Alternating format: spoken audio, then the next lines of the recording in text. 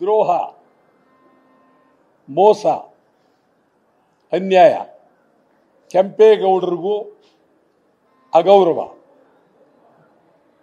ಯಾಕೆ ಬೇಕು ಗ್ರೇಟರ್ ಬೆಂಗಳೂರು? ನಿಮ್ಮದು 5 ಜನ 6 ಜನ ಮೇಯರ್ಗಳು. ಮೇಯರ್ ಅನ್ನೋರು ಇಡೀ ದೇಶದಲ್ಲಿ ಒಬ್ಬರಿಗೆ ಮೇಯರ್ ಅನ್ನುವ ಪದವಿ. ಅದು ಅಧಿಕೃತವಾಗಿ ಯಾವ ನಗರವನ್ನ ಪ್ರತಿನಿಧಿಸ್ತಾರೆ ಆ ನಗರದ ಮುಖ್ಯಸ್ಥರು ಮೇಯರ್. ಈಗಿಲ್ಲಿ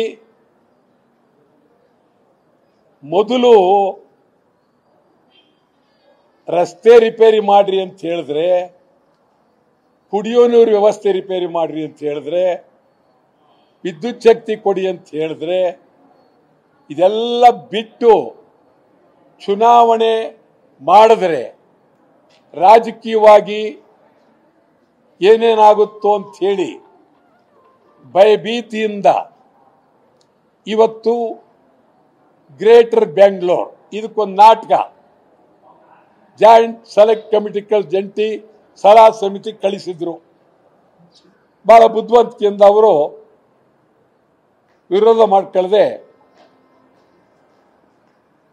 ಗ್ರೇಟರ್ ಬೆಂಗಳೂರಿಗೆ ಒಂದು ರೀತಿ ಅನುಮತಿಯನ್ನ ಕೊಡೋ ರೀತಿ ಅವರ ವರದಿ ಇದೆ. ಮತ್ತು ಬೆಂಗಳೂರಿನ ಅನೇಕ ಕಡೆ ಒಂದು 20 ಕಡೆ ನಾವು ಕೇಳ್ದೋ ಜನಗಳ ಅಭಿಪ್ರಾಯ ಅಂತ. ಯಾವ ಜನ ಕೇಳಿದ್ರು, ಯಾರ ಅಭಿಪ್ರಾಯ ಕೇಳಿದ್ರು, ಅದಕ್ಕೇನಾದರೂ ಜನಮತ ಗಣನೆ ಅಂತ ಹೇಳಿ ಒಂದೇನ ಚುನಾವಣೆ ಮಾಡಿದ್ರ ಇವರು? ಏನಿಲ್ಲ. ಬೆಂಗಳೂರು ಹಾಳಾಗ್ತಾ ಇದೆ. ಬೆಂಗಳೂರನ್ನ ನೋಡ್ಕೊಳ್ತಕ್ಕಂಥ DK ಶಿವಕುಮಾರ್ ಅವರು ಏನ್ ಹೇಳಿದ್ರು, ಭಗವಂತನೇ ಕೆಳಗಿಳಿದ್ರು, ಸರಿಪಡಿಸಕ್ಕಾಗೋದಿಲ್ಲ ಅಂತ.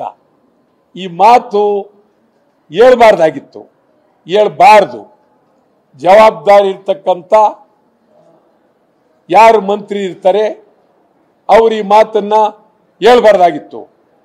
ನಿಜವಾಗ್ಲೂ ನಿಮ್ಗೆ ಹೇಳ್ತೀನಿ, ಬೆಂಗಳೂರಿಗೆ ಒಬ್ಬರೇ ಮೇಯರು ಸಾಕು. ಕೂಡಲೇ ನೀವು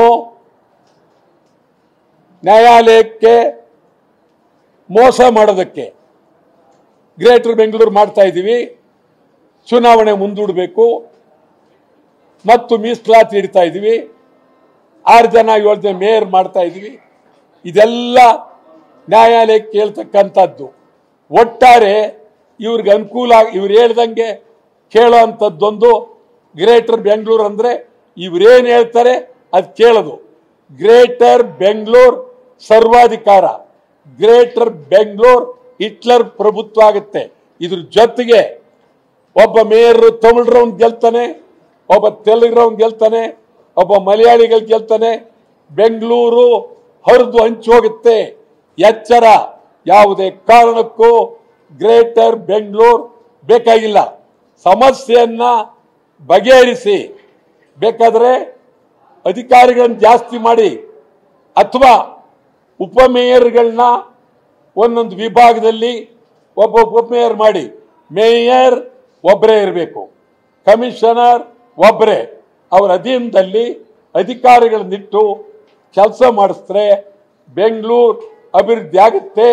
ಯಾವುದೇ ಕಾರಣಕ್ಕೂ ಗ್ರೇಟರ್ ಬೆಂಗಳೂರು ಇದು ಬೆಂಗಳೂರಿನ ಜನರಿಗೆ ಕೆಟ್ಟ ಕನಸಾಗುತ್ತೆ ಅಂತ ಸರ್ಕಾರಕ್ಕೆ ಎಚ್ಚರಿಕೆ ಕೊಡ್ತಾ ಇದ್ದೀನಿ.